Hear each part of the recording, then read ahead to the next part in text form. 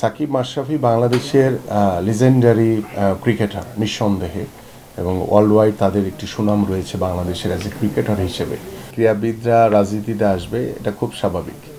তো আমার আশাটা আর সাকিব আর মাশরাফির বিষয়টা একরকম না, কারণ সাকিব মাশরাফি তাদের বাংলাদেশে তাদের যে ক্রিকেটের যে অবদান, সেই নেমটাকে ব্যবহার করে তারা এই অবৈধ সরকারের ৩০০ জনের একজন হয়েছে। তো তারা কিন্তু রাজনীতি করে এসে এমপি হয় নাই, তারা রেডিমেড একটি পেয়েছে। কারণ এই স্বৈরাচার শেখ হাসিনার তার কিছু বিষয় রয়েছে, আমরা সকলেই জানি যে যখন বাংলাদেশের জনগণ থেকে তারা যেহেতু বিচ্ছিন্ন, তারা রাষ্ট্রীয় যন্ত্রকে ব্যবহার করে তারা জোর করে ক্ষমতায় থাকতে চায়, তখন তারা এরকম ছোট ছোট কিছু মানে কি বলে নেম ফ্রেম, বা ওই যে আমাদের চিত্র জগতেরও আমরা দেখেছি যে ফেরদৌসকেও তিনি মানে অবৈধ সরকারের একজন এমপি বানিয়ে দিয়েছিলেন। তো সাকিব মাশরাফির বিষয়টা হচ্ছে কি, আমি একটু ভিন্নভাবে ব্যাখ্যা করি সেটি, যে সাকিব মাশরাফি বাংলাদেশের লিজেন্ডারি ক্রিকেটার নিঃসন্দেহে, এবং ওয়ার্ল্ড ওয়াইড তাদের একটি সুনাম রয়েছে বাংলাদেশের অ্যাজ এ ক্রিকেটার হিসেবে।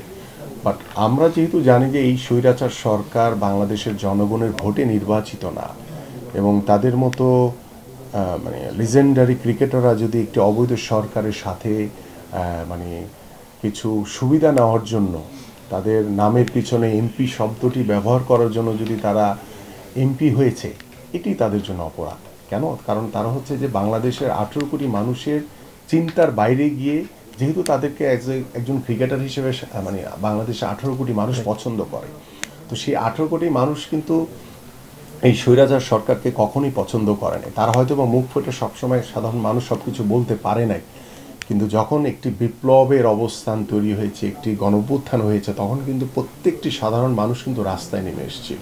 এবং তখন কিন্তু এই স্বৈরাচার সরকারের বিরুদ্ধে যে 18 কোটি মানুষের যে জোর দাবি যে স্বৈরাচার শেখ হাসিনার পতন চাই, সেই দাবিটি কিন্তু আমরা দেখেছি সেই জুলাই আগস্টে।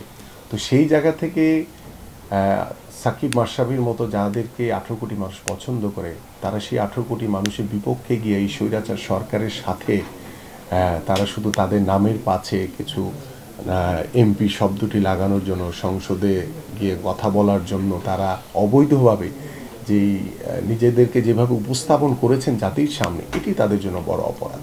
বাট আমি একটি কথা বলেছি যে গত 17 বছরে 14 সালের পর থেকে যেভাবে আমার উপরে যেভাবে জুলুম নির্যাতন নিপীড়ন চালিয়েছে, মানে আমার গায়ে শারীরিকভাবে হাত তুলেছে তারা, হ্যাঁ, আমি একজন স্পোর্টসম্যান হিসেবে কখনোই চাইনি যে সাকিব মাশরাফির সাথে এই ঘটনা হোক।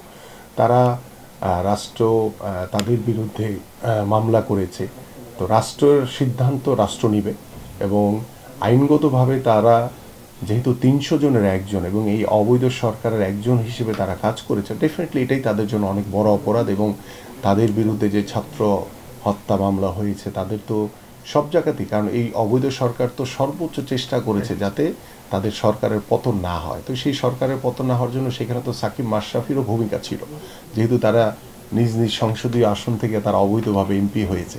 তো সেখানে তো তাদের নিশ্চয়ই কোনো নির্দেশনা ছিল। তো সেই নির্দেশনা যেহেতু তাদের ছিল এমপি হিসেবে, তাহলে ডেফিনেটলি তারা এই বাংলাদেশের যে ছাত্র জনতার যে হত্যা হয়েছে, সেই হত্যার যে তাদের বিরুদ্ধে যে মামলা হয়েছে, নিশ্চয়ই তারা অপরাধ, এবং সেটা রাষ্ট্র তাদের আইনের আওতায় এনে তাদের বিচার করবে। এটা রাষ্ট্রের সিদ্ধান্ত, রাষ্ট্র নেবে। যদি একটি খেলাকে পরিপূর্ণভাবে আপনি সফলতা অর্জন করতে চান, তাহলে আপনাকে পরিপূর্ণভাবে খেলার দিকে মনোযোগ রাখতে হবে।